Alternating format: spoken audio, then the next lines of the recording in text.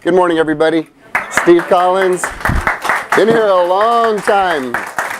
I'm trying to help you to not become like the agent that Craig Owen was talking with in his office last week that came in and said, I love Keller Williams splits. The splits are great, but I need a better split. I'm here to negotiate my split. I'm not happy with the split that I have. In fact, I'm in such demand right now. I have 3 of the top companies in San Antonio after me hard, so you better change my split. And Craig said, is that so? Which companies are those? And he said, the electric company, my phone company, and my mortgage company. You don't want to be that guy. You don't want to be that girl. You want to make sure that you are able to sustain your business, and everybody talks about list to last. And so I think that when you're working or serving in the buyer's agent capacity, it's actually a lot easier than some people want to make note of, because quite frankly, you can't push or persuade somebody to buy a house that they don't want to buy. So your ability to know the market, show them the right properties is extremely important, and availability is what tends to be what people are most interested in when you're serving them as a buyer's agent. But when it comes to a listing, it's a whole different animal. It's entirely different. They're looking for credibility, and I think Dr. Love's presentation is probably going to be really huge for folks, especially newer people, because the ability to be extremely confident in that presentation is critical. And someone brand new who's taken the time to really study and work their scripts and dialogues and role play is going to be able to enter into that situation with the level of confidence that a top producer who's been doing it for years can do. I've seen it myself. When Bold came around, I've taken it 6 times. So when Bold came around, I saw people who had never even been on a listing presentation that studied their scripts, and I was blown away with the strength of their presentation. So I call it the bulletproof, and what you're going to find with me is I'm a little Boy Scoutish when it comes to my philosophy about listings and real estate, because I know there's a lot of different ideas behind it. And so I want to kind of touch on that little by little. I want to kind of do the Vince Lombardi thing too. Vince Lombardi was not about, a whole lot of exciting creative stuff. It was like, let's just get a few yards on every play, and we'll get our first down. So there's something to be said for the boring basics that is really, really, really important. I mean, mastering the basics is really, really, really important. I can't emphasize that those basics are pretty important. So where do I start? And I say the Vince Lombardi thing because I'm going to assume that the whole room has not done a listing presentation or would really like to brush up their skills on the listing presentation. So I start from a foundation, if that's okay, versus just coming in and using the lingo like I've been doing it forever. Is that cool with everybody? Kind of start there. It begins with a good phone interview with the sellers. The reason that's important for me is that gives you an opportunity to determine their motivation, what's really going on with them. We have a form that we use that asks some really pointed questions, because I'm not looking for clients that are hoping to see what the market is going to do, that are just trying to feel it out. I really want to be able to discern the difference between the two. So the pre-listing phone interview gives you an idea of all of what's important to them, and allows you to formulate your presentation with information based on their needs. So what do I mean by that? You have a presentation that you can have set up, and if you're not very purposeful and intentional about it, you can sound like a cookie cutter presenter, where you're just going to do the same presentation every time because it's the same material until you add new material to it. So what I'm going to delve into, I'm going to go pretty deep into what I do. Personally, Craig said, are you sure, comfortable sharing it? I thought, I really am, because I've never shared it before. There's always been little secrets to the trade that I've held back, and so I made a decision last night to just think at a very different level and just expose everything that I do and all my little tricks to the trade that have made it very effective for me with my listings. So formulating the presentation based on their needs simply means that when you become a student of your client and you're attempting to understand them, they are going to use language that you don't use. They are going to have hot buttons that are very important to them that you're going to need to pick up on. For instance, if you're working with a buyer and they said in their buyer interview, I'm looking for something that's light and bright and real airy.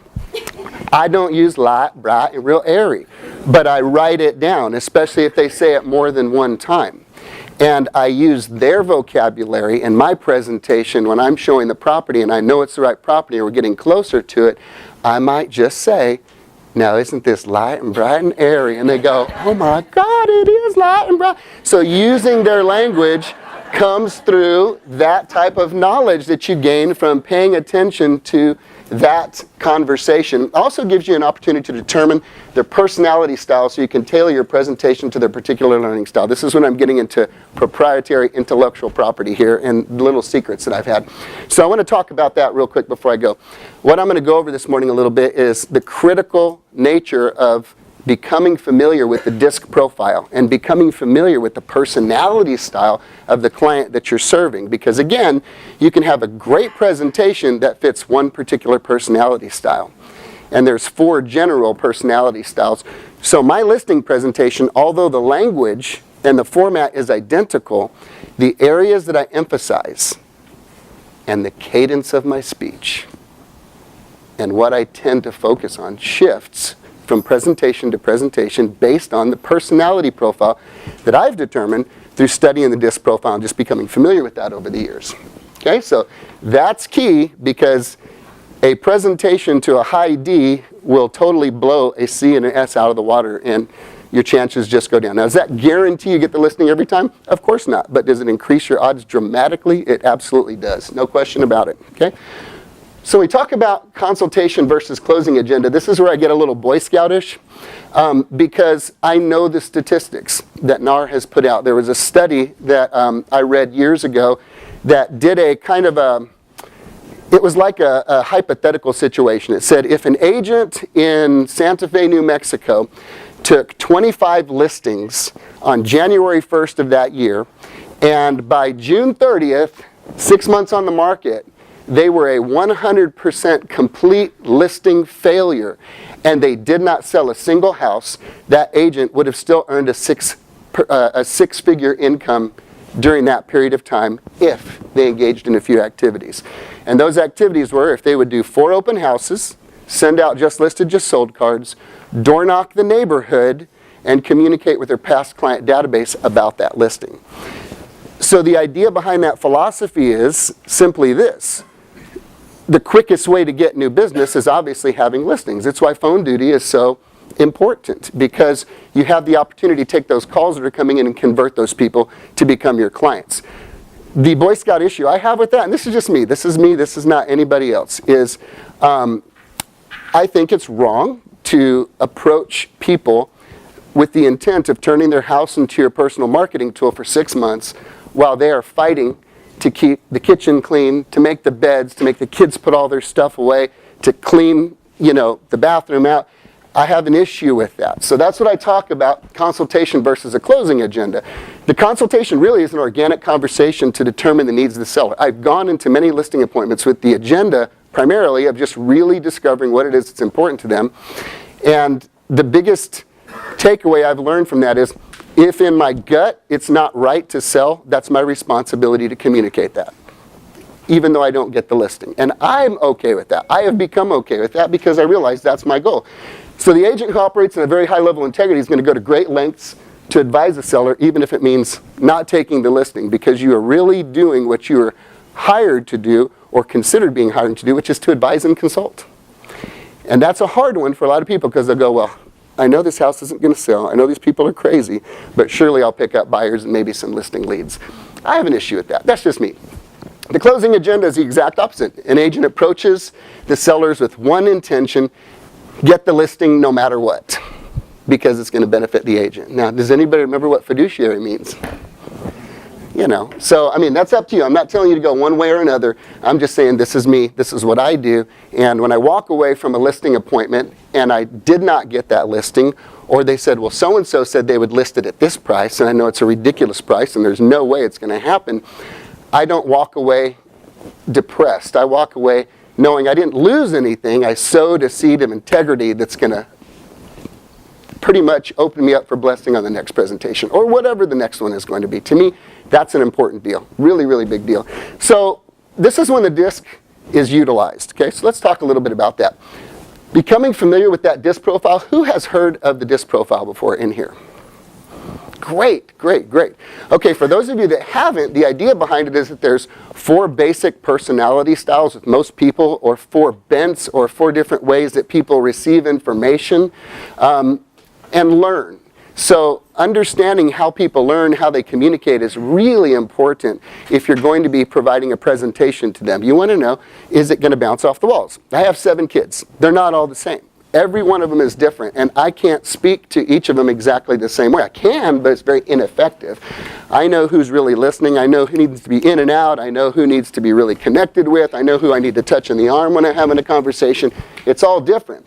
So when we talk about it, connecting with your clients and being more intentional, I went ahead and put just my basic definitions of these. So the D's, if I'm dealing with a high D, it means get to the point, get in, get out, give them the information, and be strong in your presentation. So your high Ds tend to be the type A personalities, those folks that are very intense, very aggressive, very motivated. They don't want an hour-long detailed presentation. They pretty much want to know, what's the deal? What is my house going to sell for? So I do go over the presentation, but I'm very quick in it, and I hit my bullet points when I have determined. Now I determine that through that phone call, through having conversations leading up to going to their house. When it comes to the I is the life of the party. So I know when I'm going in there, the last thing for me to do is immediately engage in my listing presentation. I'm like, oh my God, you guys are skydivers, me too. Look, I see you guys are scuba divers, me too. And we look at the pictures, we look at the stuff, we talk about the kids, and we connect because I know that's what's important to them. They want not only someone who can help them sell their house, they want someone that they're going to enjoy throughout the process because they want a friend. They want somebody they can hang out with and talk to and, visit with and not feel like they're intruding on you. It's not just business. It's more about relationship. So if I do a high D presentation to a high I personality, they're going to be like, this guy's just me. He just wants my business, and that's how it works. When they do that, you're shooting in the dark. So the S's, be very cool, calm, and collected, very careful to listen, sensitive to their nonverbal cues. You really take your time with an S personality. So I tone it down. I'm natural the way that I was a minute ago. This is not natural for me. However, when I'm dealing with an S, I know how they respond best. So I have to tone it down when I learn that that's their behavioral style.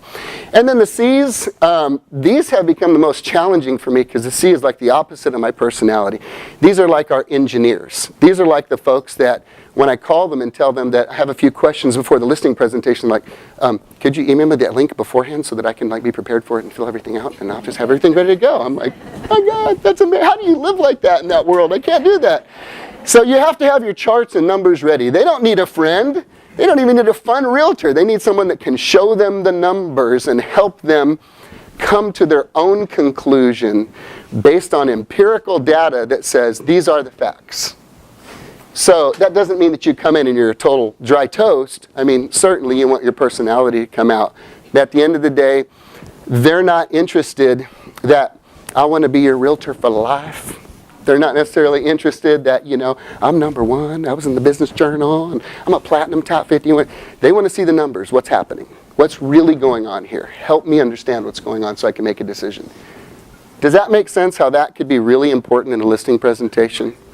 Okay, fantastic. Well, the listing, in my opinion, is your opportunity to convince a seller of several things. I don't think I do any more serious hard selling, if you will. When I say hard selling, I mean it's very intentional, very purposeful, and I have a very strong agenda when I am advising somebody, and it's this. I know what the market is. Spend a good 2 hours, you will know what the market is. It's not that complicated to follow the trail of what's happening in the market and to find out what houses are selling for, and to take the time to look at the pictures of the homes you're going to be competing with and the ones that sold, so you can get a pretty good idea of what's going on in the market. That's not hard at all. What's hard is having somebody who spent $45,000 on a swimming pool and $15,000 on pink tile and $15,000 on orange paint and purple carpet. I've been in every one of those homes. I mean, I'm not exaggerating. And helping them to understand, not only are you not going to make that money back, this is a money-losing deal. We've got to rip out the carpet you just replaced last week and put some tan carpet in here if we're going to get your house sold for anywhere near the price. That's where your salesmanship comes out. That's where your strength and the aggressiveness of your communication and your confidence comes out, because you have to be willing to be the doctor in the lab coat that walks in with the MRI looking at a 3-year-old and their parents, and you want to say, everything's cool, everything's fine, but your job is to tell the truth. Your job is to tell them what it's really going to sell for. And most people don't go, well, it's worth $28,000 less than I thought. That's cool. Let's just list it. No, because they also have Billy Bob at Billy Bob Realtors down the street that says, not only will I list it at your price, I'll increase it an extra $10,000, and I'll only charge you 5%. Well, of course he will, because he has an agenda to get the sign in the yard and turn the house into his marketing tool. So you have to be able to really be strong in your persuasion. Okay, you want to help them understand that you're the expert, you know your business, and that you can be trusted, and that you are the realtor that they need to sell with. You're actually there selling yourself, obviously. So if you go in unprepared, that's going to come across. I don't think I have ever over-prepared for a listing presentation. I'm always spot on. I've got to be at the peak of my game, or I can tell a difference. Okay, and a great listing presentation addresses several objections, because the professional real estate agent realizes that the objections are all the same. Well, he'll do it for less. Well, I think it's worth this. Well, would you just do it for 5%? Well, the objections are the same. So a perfect listing presentation, to me, addresses all of those objections throughout the presentation, so at the end, all the bullets have fallen out of their gun. They don't have anything they can ask you because you've already addressed it. So I build that into my listing presentation as a way to not have to deal with it at the end. And then some people still do. You have especially the high D personalities. I've helped a lot of physicians, attorneys, and business owners, and they have very strong personalities as well. And so I have to know that they're going to ask me certain questions. And if we have time, if we have time, at the end what I'll do is, I figured you guys are on the spot when you get objections. I'm more than happy to take any objections that you have that I'm not even prepared for, but I am prepared because there's only so many objections. I'll be happy to answer those like in real time, because I haven't practiced what to say. But if you've been hit with an objection that's caused you to lose a listing, it'd be my pleasure to answer that as we get towards the end. Okay? You guys follow me so far? Yep. All right. So, stuff that I've never showed anybody ever before, I'm going to show today. The first thing that I do before we actually go out to the property is I have what I call my pre-listing package that I send out ahead of me. And depending on the price range of the property or just the gut feeling I have, there's a couple ways I do it. I'll either send it by email so that they have a day or two to review it. Adriana will send it out and say, hey, Steve just wanted to send you some information so that you can begin to review it before he comes out at the listing appointment on Friday. Or she might say, we're going to be delivering a package to your house. And then I learned this from Craig years ago. We get a FedEx package, we open it up, we stick it in there, and we write their name on the front and go set it out on their front porch. Go, oh wow, there's a FedEx package, and it's our pre-listing presentation. So it just depends on, the gut feeling that I've had. I've done some in the lower price range just because, like I had a lady that was, her husband had passed away. She hadn't planned on it. She just seemed to me very she needed real contact, and the email thing, she was just real distracted, so I made sure that things that I did in person with her, because we become very paperless and very electronic, but I change based on what I really feel like the client needs. So this is what they get, and I'm going to go over it exactly the way that I go over it. I'm not going to gear it toward, what I'll do is I'll gear it towards a high D, because that's my fastest listing presentation. So basically when I'm there, I say, okay, so you got the report, fantastic. Let me just tell you a little bit about this. This is lead agent listing specialist. This just tells you a little bit about who I am and what I do. This is like blah, blah, blah, I'm wonderful. And I say that. I say, this is like blah, blah, blah, I'm wonderful, and why you should hire me, okay? Here's some of my designation and accolades. I've spent more on my real estate education than I have on my cars. And that is a true statement. I'm continually remaining educated, have some things that I'm pretty proud about. I got to do a house hunter show here in San Antonio. Won the Platinum Top 50 Realtor for 2014, yada, yada, yada. I've got all this stuff, cool stuff, why you should hire me. And I say it like that. I'm not emphasizing the whole me thing. I'm just trying to throw some credibility bombs out there. Does that make sense? Keep it light and fun. And then I tell you, and here's what we're going to be doing today. We're going to be determining your needs and concerns. We've got a comparative market analysis that we've prepared today, sight unseen, because see, I'm seeing your house for the first time, but I didn't want to show up empty-handed, so I'm going to be going over that with you next. So I go through my pre-listing presentation quickly, and then I talk about our customized marketing and what we specifically do that's different. And then I go over my proprietary contract to close, what we do from contract to close that may be different from what anybody else does and why that's going to meet their needs. Now this is where I start interjecting things that I've learned from them through those conversations. If they're about speed, then I talk about saving them time. If they're about money, we talk about saving them money. If they're about relationship and wanting to understand, we start going into how we're going to educate them. So this is where I start really weaving the presentation with a tailor-made conversation from the conversation I had with them. Does that make sense so far? Okay, and then we go, and then here's the team. That's me, Adriana, Christina, Raul, and if we need to bring in a stager, and then I'm, doing my little thing. And then this is something that my coach told me to do a long time ago, and I was very uncomfortable doing this, very uncomfortable doing it. But here's the way I describe it. I say, hey, if you ever want to see, have you ever seen a calf looking at a new gate on a farm? It's kind of like this. I said, ask a realtor, hey, what's your daily schedule? I tell the clients, ask the realtor, what's your daily schedule? And I said, you'll see a calf looking at a new gate in most cases, because most people get into the business to not have a schedule. In fact, there's a funny story. When you're interviewing somebody to come in to real estate, you say, why are you interested in real estate? What is it about real estate that excites you? And they go, well, I don't have a boss, I don't have a schedule, I can do what I want, when I want, how I want, and that's my show. And you go, cool. Then a year later, when they're getting out of the business, they say, what happened? Well, I didn't have a boss, I didn't have a schedule, I got to do what I want, when I wanted. And I kind of went to the movies and lunch, and that's it. So I'm up at 4:15 every day. I'm a psychotic CrossFit guy, and I love that. 6 a.m., get ready for work, breakfast, kids to school, go to the office, and I do go over my day. And I talk to them about, the magical hours are between 9:30 and 11:30. I have a standing desk in my office with a treadmill built underneath it. I have a headset, and I tell them, if you can get in contact with me between the hours of 9:30 and 11:30, I give you permission to fire me because I'm not doing my job. That's when I'm doing what nobody else wants to do in order to have the results that nobody else has. That's when I'm on the phone connecting with my past client network, connecting with other real estate agents, promoting your property. And I push it out there, and then I take my appointments in the afternoon. They're pretty blown away. Okay? And then we just go into the address of the company, and that's that for that slide. So that's the pre-listing presentation. I always know if they've read it, and when they haven't, because when they come over they go, do you really get up at 4:15? I go, yes, I do. It's the only way I can get stuff done with such a big family.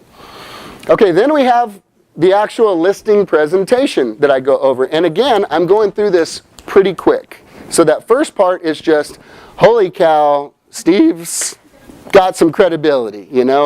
There's some things going on here that give me the impression that this individual is serious, that he's professional, and that he's taking his job very seriously. All right? And then this is my real estate service proposal. This has more of a Keller Williams flair on it. I always have all of their name and information on there so they can see it was personalized to them. And I remind them, now this is a sight unseen market evaluation. I haven't seen your house. When I get to the house, I do what Bold taught me years ago when I took the program. I used to walk through the house with them, letting them show me things. Now I don't. Now I set my stuff on the table and say, when I walk through your house, I'd really like to see it through the eyes of a buyer so that I can see things that you might not see. And I'll be able to pick up on the upgrades and the things that you put into the house, and I'll talk to you about that later. But for now, if I could just have about 5 minutes to walk through the house by myself, that'd be fantastic. And they all go, okay, great, no worries. I go through the house, I make mental notes of things that I know they did themselves, or I can tell that they changed or that were changed, and I bring that feedback to them when I meet back again, like, did you do that, like that bedpost in your room on that wall? I did. That looks awesome. I'm not going to lie. If it looked horrible, I probably won't bring it up. But I'll note the things that I can tell their creativity and what they put into the house, and then they go, well, he really was looking at the things that he said he would. Follow me? Okay, now forgive me because I'm going fast because I just want to be sensitive to everybody's time, all right? Then I talk about what I deliver, and I just go over the bullet points, the communication commitments we have, the experience and expertise, the marketing, the pricing, the staging, our satisfaction guarantee. Then we go over the technology that we have as a large company. Now it's so cool to tell people, do you know we have over a 20% market share in San Antonio? That means 1 out of every 5 houses that you see sell has a Keller Williams sign in the yard.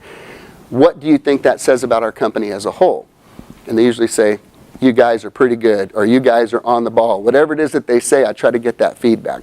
So 20% market share, that's ridiculous. I mean, that's really, really, really strong. And by the way, did you know that we are now the largest real estate company in the United States of America?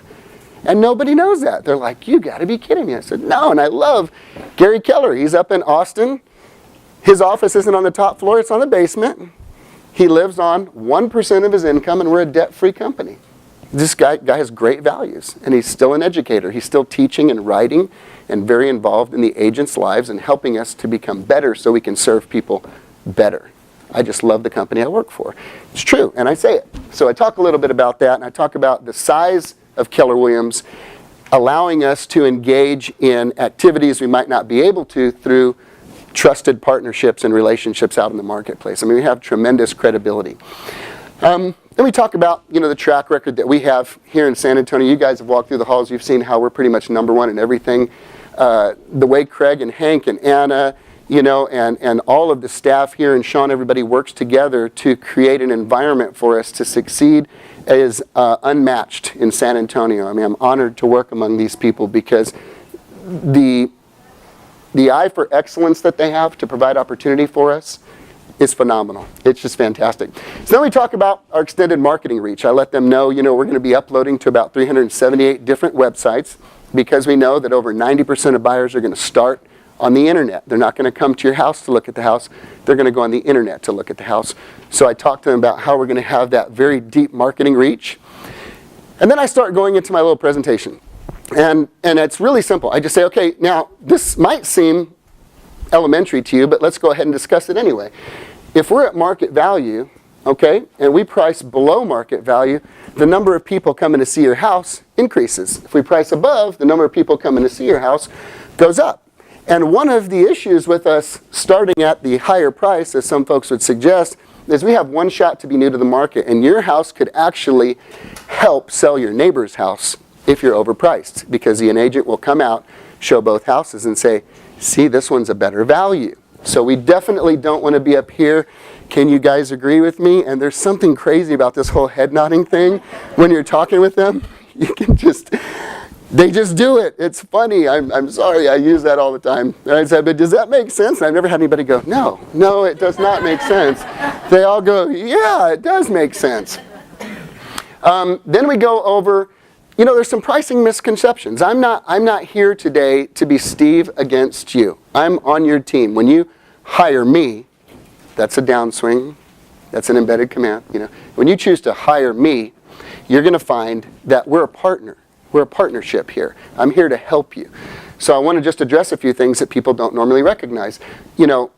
What you paid for the house, what you need for it, what you want for it, what a neighbor says, another agent says the cost to be rebuilt today. None of that really means anything when it comes to what houses are selling for in the neighborhood. That's an entirely different figure. So let's just reach an agreement today that we're not going to talk about what your house is worth. Okay, because you could give me receipts showing me what your house is worth. It could be worth $400,000 based on what you put into it. And I'm going to agree with you that your house is worth that. My job today is to show you what buyers are paying for homes like yours in the neighborhood. Can we agree that that might be a different number? And they say, yes, we can agree with that. So buyers and sellers determine value. That's pretty much it. All right? And then we go into here, now pricing right and time on the market works against you. You see, the longer your house is on the market, these National Association of Realtors statistics, now when I'm dealing with my C's or my S's, I'm really talking about the charts. I'm getting credibility from the National Association of Realtors. The National Association of Realtors shows that the longer a house is on the market, the more lowball offers come in. And I love when they answer, and I don't have to say it. And they say it every single time. I dare you, just try it. I say, so go with me in this equation. Think about this in your mind. I tell them, if you price the house really high in the beginning, leave it on the market for 6 months, and then at the end of the 6 months you drop the price, I just want to ask you one question. When buyers are looking in the neighborhood and they see your nice house priced right, and it's been on the market 6 months, what do you think they're thinking? Every single one of them will either say, something's wrong with it, or something's wrong with it. I hear that all the time. There must be something wrong with it. And I say, and if something's wrong with it, do you think you're going to go see it? No, I wouldn't. So there's teaching and then there's self-discovery. And you weave in the self-discovery. You really think about questions you can ask them that they would answer themselves so they get the aha, versus you having to just tell them. Because when you say it, it's strong. When they say it, it's set in stone. So just remember that. If you say it, it's strong. If they say it, it's set in stone. All right? So now, what am I doing? Everything I'm doing is positioning and preparing them to be able to take the number that I'm going to show them that will likely be shocking to them, especially the last 7, 8 years. Very shocking. All right? And then I talk about two things, and I give Russ credit because I heard it one morning in a team meeting, and I stole it, and I love it, and it's awesome. I say, now, this is your house in relation to the comparables price-wise and condition-wise, or as I like to say, when we put your house on the market, we're entering into a price war and a beauty contest. Okay? And it's a price war because there's people in this neighborhood who have to sell their houses. Someone's passed away, a relationship has dissolved, they've got a job transfer, and they have to sell. It's not, let's test the market out, let's see what we could maybe get. They have to sell, so you're in the trenches fighting with them. Okay? And it's a beauty contest because the pretty one gets asked to dance out here. That's what's going to happen. It's just going to be that way. So, if we are off on one of these, we will be out of the market. We will be in no man's land. So our goal, when you choose to hire me today, is going to be to give you a correct price and for me to advise you on what we need to do to bring the house to the condition that will cause a buyer to want to make an offer. Can we agree with that? And they say yes. Because how can you not agree with that? All right? And then this is my favorite by far. Number of weeks on the market related to activity. Activity is simply defined as showings on your house. What happens when we get between week 3 and 4? And they go, where did everybody go? Where did we go? Well, that's an issue. You have one shot to be brand new to the market. So let me ask you a question. If we overprice up here with the intention of 3 months later here dropping the price, what do you think is going to happen? Nobody's going to come look at my house. I say it great. They say it awesome. Yeah. So you can see why I have a concern with an agent who would advise you to price high in the beginning. Yeah, Steve, I see why. Okay, fantastic. Glad we're on the same page. Then I go into the details because I show them the homework that we put into looking at these numbers. We don't just have cute charts. We actually have the numbers, and I talk to them about. Now, think of me as the kite and think of the appraiser as the string. It's my job to get you as high as I possibly can the price of your house, but I'm always governed by that appraiser who's going to look at other homes in the neighborhood. Through my brilliant marketing, I might be able to get someone to pay more than your house is actually worth in the market. However, if that buyer is getting a loan, that appraiser is going to have the final say-so. So I have to use that appraiser's information when I look at pricing of your home. And if their home warrants it, let's say they did massive upgrades and massive changes, I'm going to price it higher and I'm going to fight for it. If in my gut I know I can get more, but I also have a very bulletproof kind of a justification package I put together for appraisers. And I meet them at the house. So they call Adriana and they say, hey, I need the CBS code to 223 Lightstone. I can be out there Thursday at 4. And she goes, Thursday at 4? Steve's going to be there Thursday at 4. He'll just let you in.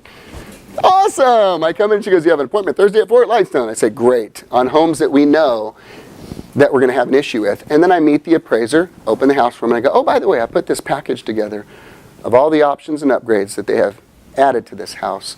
And conservatively, we're just looking to get back 30%. So I begin with the end in mind and have this huge retail number at the end that's justifiable if they were to get totally burnt by one of the most expensive companies in town. Have this big figure, this big number, then I have it crossed out, and then I have the figure that I'm really after on the bottom to justify that price. And by God's grace, it's been 100% successful because we put the time and the effort and the energy into fighting for them like that. Does that make sense, how that would be important to you? I have never met an appraiser that says, well, this is just terrible. They all go, you did my job for me. Right. Yes, I love it. And that's what I did. I did my job. I did their job for them. And it helps, and your clients will be very grateful for it. So then I talked to them about, I use two words, fantasy and reality. Fantasy is the fact that you could collaborate with all your neighbors and all of you guys could agree to list your house at $1 million. Is that right? I mean, you could do that at the next homeowner association. It says, let's all list our house at $1 million. That doesn't mean you can sell it for $1 million. So that's fantasy. What houses are priced for. Reality is what they actually sold for based on how their features compare with your features. And I've done the research, and I'd like to talk with you about the homes that I have found, and I've also pulled them up for you to review yourself as well. So again, it's about a self-discovery. Then we go into, okay, here's the neighborhood, here's the properties, you can see the proximity to the community that you're in. Once again, all of this is fluff, credibility fluff. Lots of work went into this. Oh my gosh, wow. Wow, they really put a lot of time into this. Does that make sense? That's important. That's important. Now, the fact that I can knock one of these out in about 8 minutes is of no effect. The reality is it has the appearance that a lot of work has gone into it. And the truth of the matter is it hasn't gotten easier. I've just gotten better in 17 years. I've gotten faster. That's all. But they don't have to know that that didn't take me all day. Because it kind of looks like it took you all day to put something like this together. And I feel that when a client senses that you've invested your energy and effort and time into this, your credibility goes through the roof because they know that you're not just showing up with an MLS printed out sheet. You know what I mean? Like the little, we call them the quickie CMAs that we just use internally. So then I go over the 3 per page, and the idea, I'm not going over these. I say, now this is for your review if you want to look at it tonight. It talks about the features that the house had, how this compares to your house, and then I give them a 1-page on each of them that are on the market that are either sold or currently on the market so that they can see.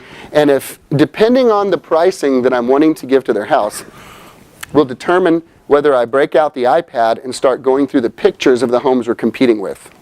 Because they might go, my house is amazing. My house is nothing like my house.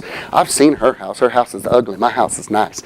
Well, I pull her house up, and she goes, oh my God, she changed the kitchen.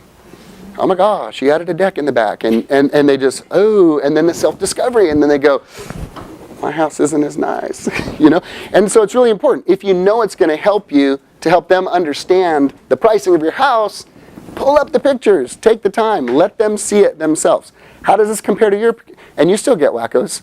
You have an amazing granite, you know, completely redone IKEA kitchen. How does this kitchen compare to yours? Well, I still like mine better. Mine's like classic. It's classic. That's great. I don't think they want to buy classic in this neighborhood. Outdated is a better word. So you still run into wacko-ness, but at least you know to be prepared for that. All right? So then they go over these, and again, what is this? This is impressing them, and if they see one, they go, oh, that's Margie's house. Hold on a second. What does it say about Margie's house? Let me see. Let me look at, okay. Oh, she had that. And so you never know who they're going to know or which one of these properties is going to come. Now I go back to where I focus on my C's and my S's, and I go into my charts. Now here's a graphic analysis of homes that are currently on the market so that you can see the variance and the list price, and then I'll go over the price per square foot. I'll talk about appraisals. I'll talk about that. I say, now, do you know how appraisers come up with value? And they usually go, no, I don't. Well, if you graduated from appraisal school yesterday and you've never done an appraisal before, no matter what, you will probably give the average house in here about $88 a square foot. And let me talk to you about how that works. And then I go over the price per square foot very quickly, help them understand that, and then talk to them about adding or subtracting value based on features so that they get it, so that they really understand it. So I talk to them about that. So this is what's currently on the market, if I'm not mistaken, currently on the market, and they're $88 a square foot, right? Recently sold properties and the difference between list and sold. I go over that. It was 88, right? In Fantasyland. But here's what's really happening. Here's the difference. There always is a difference. Well, I think Deerfield and Inwood might have not much of a difference. But for the most part, there's going to be a difference in there. So know it ahead of time so that you can go, you see, what they're asking for and what they're selling for is different. Does that make sense? So if we know this, would you say that we might be able to price your house just right to get it sold reasonably quick? And they say yes, of course, because that's what you want to do. So pricing your property correctly is crucial. You want to sell your property in a timely manner at the highest possible price. Pricing too high or low can cost you time and money. So then I come in and I have usually a $10,000 swing. I usually have this because, once again, I came in sight unseen. I haven't seen their house. I haven't seen it in person. I come out to the house, I take a look at it, I see it. Now, I know what that figure is going to be and what I'm going to suggest. And I'll tell you what I always do, just because it's easier to add than it is to take away to somebody. If the $82 a square foot put me at $235, I'm going to go down from there. I'm not going to show up hoping that their house is amazingly phenomenal. I'm going to go thinking that it's going to be an average to below average house. So I'm going to put the no-brainer figure as my high number, and I'm going to go down about 5 to 10 grand depending on the price range, so that when I come in I can go, oh, your house is over here. Your house is the better. And they always are happy because they see that figure. And sometimes the figure is higher. And sometimes I say, now I did not realize you did not tell me that you put marble flooring instead of tile flooring. And this is travertine, and that's like $11 a square. So what I'd like to do is go back to the office as soon as we wrap up here, and let me get a solid number for you now that I have this new information. Fair enough? And they say, yes, let's go ahead and do that. And that's pretty much how we wrap up. Then we talk about preparing their home for sale, and then we give them an idea of what it means to close on the property.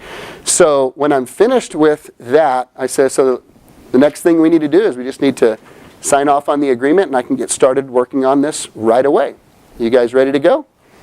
We're ready to go. And that's usually how it ends, just like that. Unless they have objections. But by the time I'm done with this, my hope and experience is they're so wow that they don't really, if they were planning on asking me to reduce my commission, they're not asking me anymore. Do you know what I mean? Because they've seen what you put into it. And this is just a demonstration of how you're going to be serving them. So I'll open it up. Hank, do we have a couple minutes to open it up for questions? How about like 3 questions? Okay, so that's the listing presentation. Quick objections, questions. Then we can hand it back over to Hank. So I'm done with my listing presentation. It ranges. The quickest is 30 minutes and the longest is usually an hour, just depending on the personality. Yeah, absolutely. D and an S. Yes, ma'am. So here's my question. Okay. We're in a seller's market. Okay. And you know there's not a lot of inventory. I know because in my neighborhood all the houses are selling. There's not a lot of signs up and what have you. And I really want to try a little higher price. Because I think that there's not a lot of construction.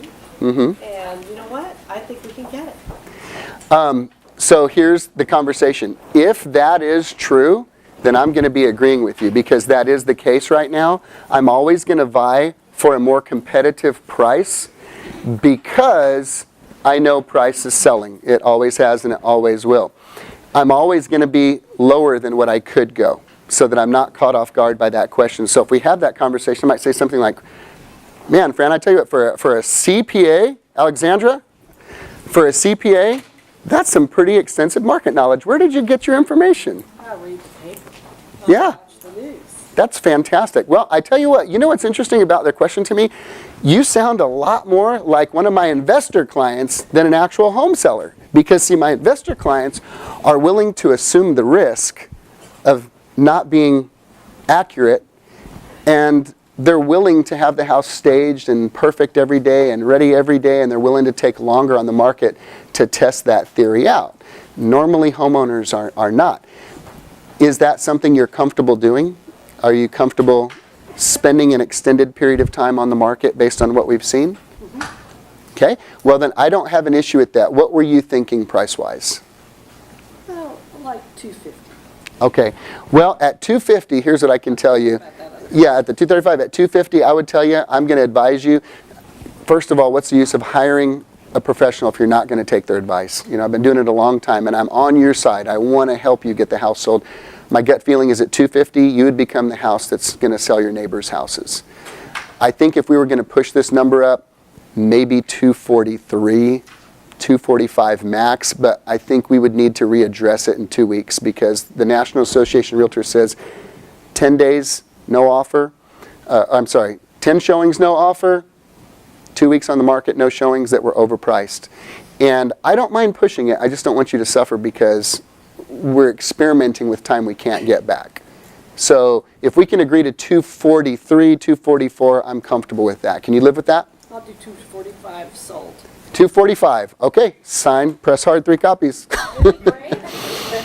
So the key is I don't want to get in a confrontation with the client. And I do want to acknowledge their information. And my conversation with, man, that's really great. Where did you get that information? Is me going, holy crap, what do I need to say next? Okay, think. Okay. So I'm, you have to buy yourself a little bit of time to gain your composure, but you kind of deep breath and you acknowledge that. And if I'm willing to do that. Now, if I knew that was an unrealistic figure, I would say, Alexandra, I totally get that that's what is important to you. And here's my experience. Now, you don't want to use but. That's another word I learned from Bold. You don't want to say, Alexandra, what you said is great, but let me tell you blah, blah, blah, because but means negate. It's and. You don't use but. Say, I hear exactly what you say. I know where you're coming from. And with my experience and the numbers that I have in front of us, as much as I would want to just close my eyes and cross my fingers that would happen, the last 6 months show that that's not happening. And I just can't put you through that. You guys fighting every day to make the bed and pick up the kitchen and keep everything perfect for an extra 60 days. Just so that we can learn the hard way. You know? Nodding. So, see? Nodding. And at that time, is that a good time to set expectations to drop it and what price to drop it at that point? I'm fortunate that most of the time when I complete this listing presentation, I don't get that question. I just don't get that question very often at all. If I did get that question, that's when it would be an appropriate time for me to plant that seed to just say, well, let's just agree with this, that if we don't have the activity that I expect to see in the next 10 to 14 days, that we're going to readdress that price before we are sitting on the market too long. Because I don't want you to suffer. I don't want you to suffer. I appreciate that you're willing to take a risk. I've seen people who've taken that risk and it can be very disappointing. So it's not my agenda, it's yours. And it really is coming from contribution. This is all the time we've got. We good. Thank you, everybody. Thank you.